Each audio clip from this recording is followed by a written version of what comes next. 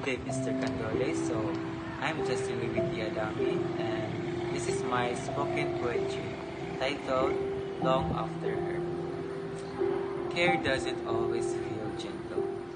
Sometimes it cuts, sometimes it blends, sometimes it stays awake, pretend it's sleep.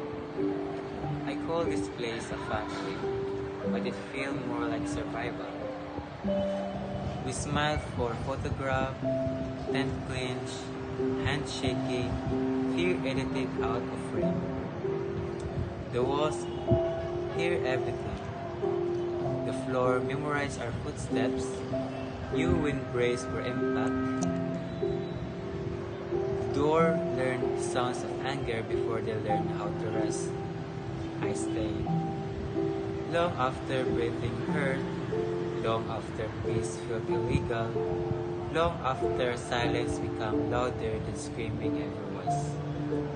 The children learn tension before they learn calm.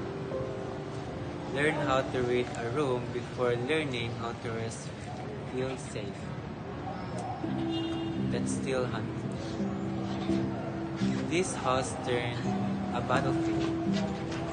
White sharpened like a knife, where no words were needed to damage to survive.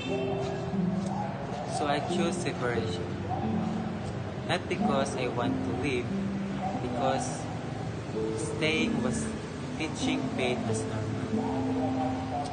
I ripped my own family apart with shaking hands, hoping bleeding would stop if I let feel go.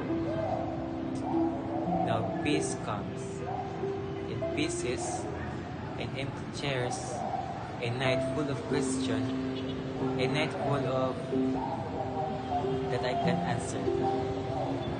I carry the weight of what if in every quiet moment.